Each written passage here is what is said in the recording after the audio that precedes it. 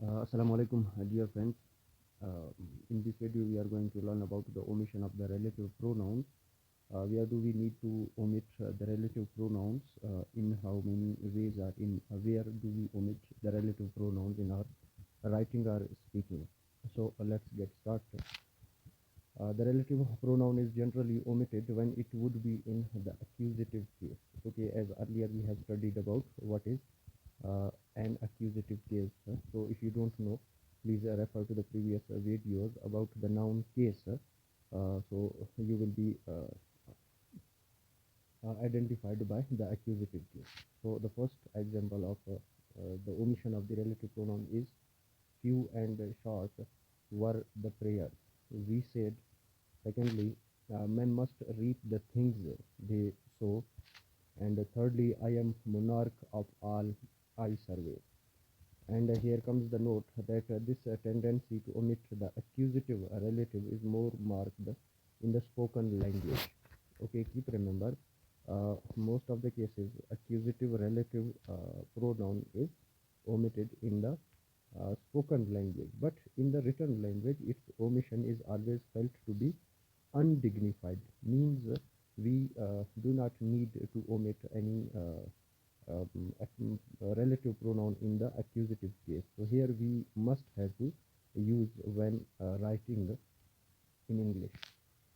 Then omission in older English, the antecedent of relative pronoun was sometimes left out. Mean in the older English, in the previous days of the English, the antecedent of the relative pronoun. And if you don't know about the antecedent, so antecedent is the noun or pronoun which comes before the pronoun. So that is called the antecedent. Okay. Here is the first sentence. Who works shall not eat. Okay. Who works shall not eat. So this is what is the actual sentence of this is he who works. Okay. He who works shall not eat. Again here my mistake. Sorry. Not cat. It is eat. Okay. So keep remember, but it was the nominative case in the older English was omitted. Second sentence, whom the gods love die young. Those whom the gods love die young. So here you may see in both of the sentences the nominative case, those and he is omitted in the older English. Not it is not common in today's English. Secondly, agreement of the relative pronoun and its antecedent. Okay, mean we have to agree between the relative pronoun and its antecedent. Mean antecedent which comes antecedent is the noun or pronoun. If the antecedent is a noun or pronoun in plural in number, so we have to create an agreement of the relative pronoun, and we must have to put the plural, and same is the case with the singular. So as the relative pronoun refers to a noun or pronoun called its antecedent, it must be the same number and the person as its antecedent. Okay, keep remember, same number and person as its antecedent. And remember that the verb shows the number and person of the relative pronoun, and we have to keep in mind what shows the number or person of the relative pronoun. The verb shows. Here is the example. The boy who was lazy was punished. Now here is the only was. Okay, the verb which is showing that the noun we are referring to mean the antecedent of the relative pronoun. What is the relative pronoun? Here relative pronoun is who. Okay, so now here was is distinguishing that the noun is singular, so it must be agreed.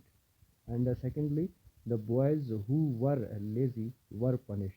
Now by the usage of were we may say that the antecedent of the relative pronoun is plural. Number third is they who live in the glass houses should not throw the stones. Okay, they who, and should here is the use of modal verb, and modal verb is the same with singular and verb they are used, but we have to create the agreement between these. Number third is position of the relative pronouns. Okay, where we have to use the relative pronouns in the sentence at the first, in the middle, or at the end. To prevent ambiguity, the relative pronoun should be placed as near as possible to its antecedent.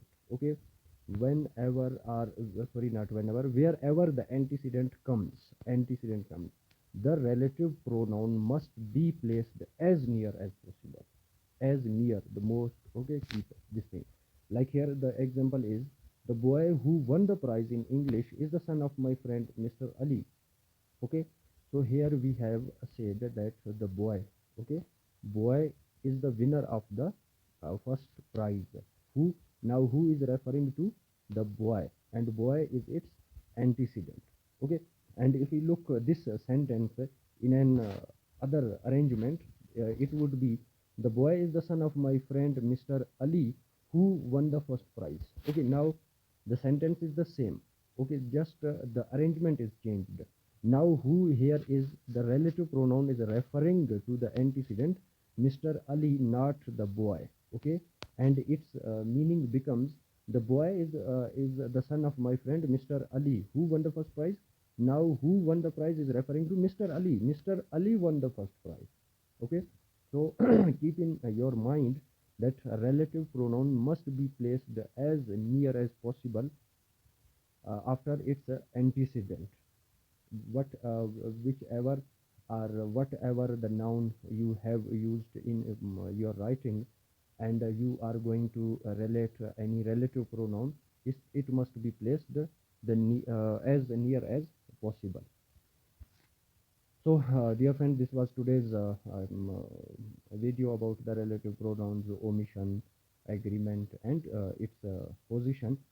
So this was today's short video, and in the next video we shall be discussing about the compound pronouns and interrogative pronouns as well. And at last, I must say that if you did not subscribe to my YouTube channel, so please do subscribe to my channel and support me. And thank you very much. Stay blessed. Allah Hafiz.